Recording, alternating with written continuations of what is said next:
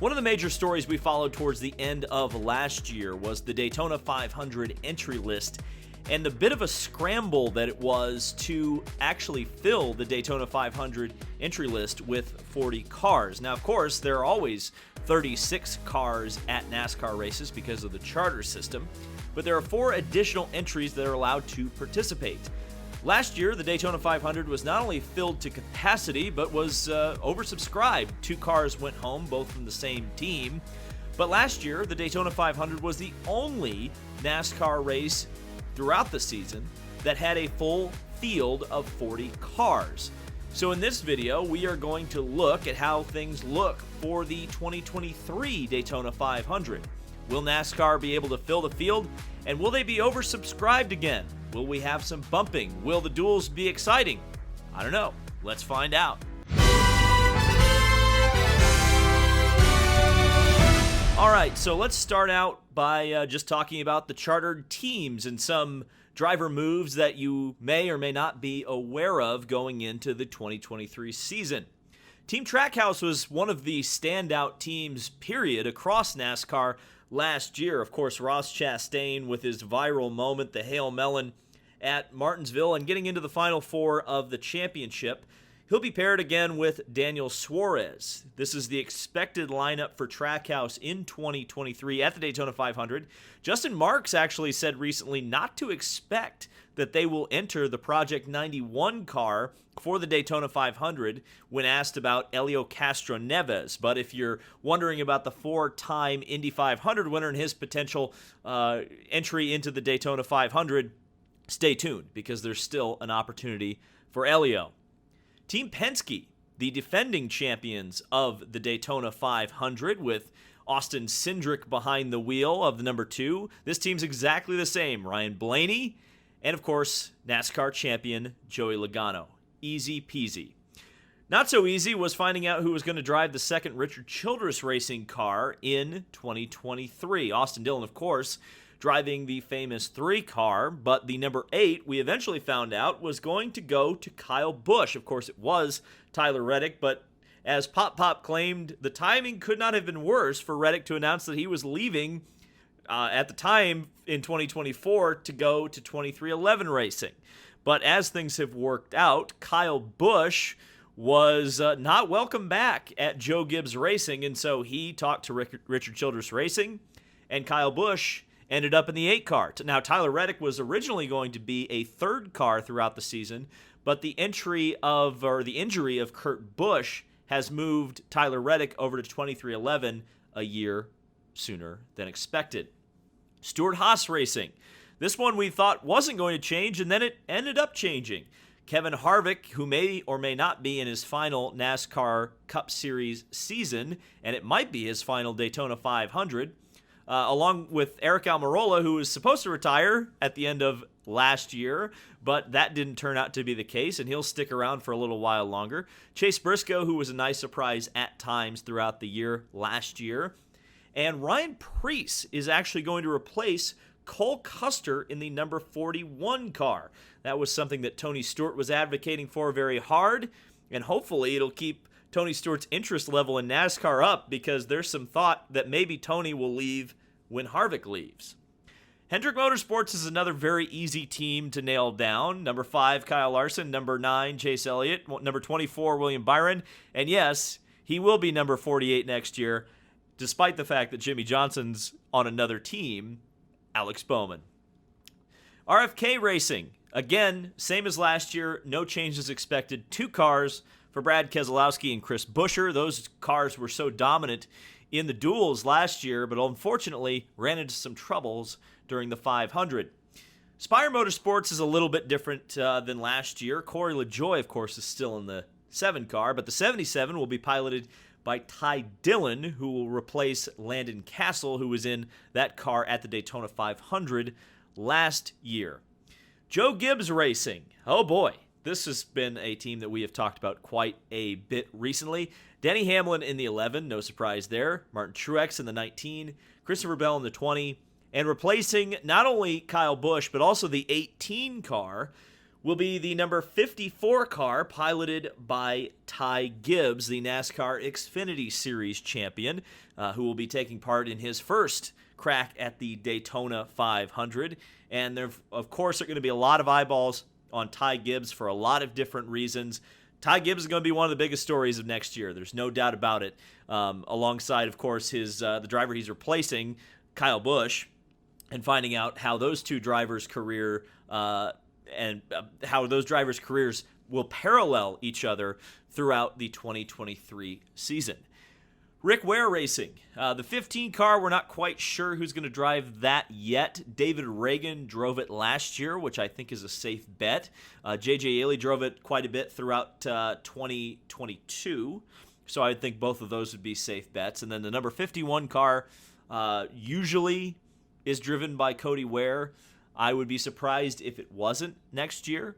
But there you go, the two chartered cars from Rick Ware Racing. I also would not necessarily expect, despite the fact that they have done it in the past but haven't done it yet in the next-gen era, for Rick Ware to enter a third car. Colleague Racing has a bit of a change from last year, though it's certainly not a driver that's unfamiliar to Colleague Racing, particularly over on the Xfinity Series side. A.J. Allmendinger will drive the number 16, and that will be full-time in 2023. And, of course, that means he'll be driving at the Daytona 500. And Justin Haley will continue to drive the number 31 car for Colleague Racing. I think this team has some potential to break out kind of Trackhouse style next year. We're going to have to see how well Allmendinger kind of takes to the oval tracks in the Cup Series. But looking at how well he did in the Xfinity Series, I think that's going to be very interesting. And I mean, oval tracks in the next-gen car, of course. Allmendinger has been a full-time driver before, but we'll see. I think AJ is going to raise the performance level of this team significantly. Wood Brothers Racing, no difference here from last year. It's going to be Harrison Burton once again. Team Penske affiliated car here, essentially a fourth Penske car, though officially we don't call it that. Harrison was upside down last year, probably the most spectacular moment of the race last year. So, yeah, no changes. 21 car, exactly the same. 2311 Racing. Bubba Wallace will return to the 23 car. He finished out the season in the 45, going for the Owners' Championship. And Tyler Reddick will be replacing Kurt Busch in the number 45 car. Of course, Kurt Busch had to call time on his career due to injuries suffered in the next-gen car at Pocono.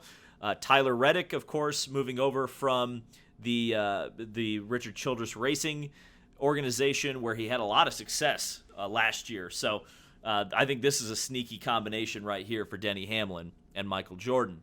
Front Row Motorsports, though it's not announced yet, I wouldn't expect too many changes from their last year lineup, which is Michael McDowell and Todd Gilliland. Not David, Todd Gilliland in the 38 car. Petty GMS Racing had a buy-in from 7-time NASCAR Cup Series champion Jimmy Johnson, and that means that Jimmy Johnson will attempt the Daytona 500. Now, with the caveat that he is going to be in an open car, a car that does not have a guaranteed spot in the Daytona 500. So there is a chance we could have an all-star go home, an all-star get bumped from the Daytona 500, though that is unlikely. Noah Gragson will be driving the 42 car next year. He's going to replace Ty Dillon. Of course, we know Ty Dillon moved on, and Eric Jones, who looked like he was having a breakout season toward the end of the year. JTT Daugherty Racing. Ricky Stenhouse Jr., one-car effort, though they have entered 2 cars in the past. They have not done so within the next-gen era. They only have 1 charter, so no changes expected there. Stenhouse will be continuing to hold down the 47 car. Live Fast Motorsports, BJ McLeod, the only change for this car is that it's going to be going from a Ford to a Chevrolet. Now let's talk about the open teams because this is where things get quite interesting. We already mentioned Jimmy Johnson will be driving for himself at the Petty GMS team. But here's some other cars that could fill out the field. Remember, if Jimmy Johnson is a confirmed entry, we only need 3 to get to 40, and then everything else past that point is gravy and excitement in the duels. Beard Oil Motorsports always enters what we used to call the restrictor plate races, and when they did, without the help of Noah Gragson, because he was driving the 48 for the injured Alex Bowman, Justin Allgaier drove that car. So I would think that Justin Allgaier would be in the Beard Oil car, but we'll have to see. MBM Motorsports entered 2 cars last year for Timmy Hill and J.J. Yaley in the Daytona 500. But past the Daytona 500, they rarely appeared at NASCAR Cup Series races. It also doesn't help that both cars missed the race last year, though I would expect that if it looks like the field is going to be short, MBM Motorsports will absolutely enter as, for nothing else, an insurance policy that the field will be full. The prize money is also pretty good at the Daytona 500, so a small team that enters maybe one race a year, if they have a guaranteed starting spot, even if they aren't a chartered team, they'll take it. The number 50 car, the money team. This was Kaz Grala's ride last year, and they did make the show, though it sounds like this may be the landing spot for Helio Castroneves, the 4-time Indianapolis 500 winner and a driver who looks like he's kind of been breaking out as a stock car driver when he races in the SRX series. So we're going to have to see. They put an IndyCar driver in at Charlotte with Connor Daly, so it wouldn't be out of the question to see Helio Castroneves here. And this may be Helio Castroneves' only realistic option to go race in the Daytona 500 if Justin Marks will not enter him in Project 91. 3F Racing. This is a German NASCAR team that recently acquired the assets of the NY Racing team that entered Greg Biffle in last year's Daytona 500. And you may remember that NY Racing wasn't even confirmed, I think, until the week of the race. I wouldn't say it's unlikely because they have the equipment, but I question who the driver will be. I've heard some people say that Justin Allgaier's been hanging around them, so maybe 3F pairs with Beard Oil, as strange as that sounds, or maybe they go it on their own. But we're going to have to wait and see. This could be a very last-minute entry. Hazenberg's Motorsports, they entered last year with Jacques Villeneuve and entered as many as 2 cars sporadically throughout the 2022 NASCAR season. I'd be surprised if they didn't enter, considering they entered last year, and it seemed like Jacques Villeneuve had a very good time. But we're going to have to wait and see. I would say this one's probably more likely than not.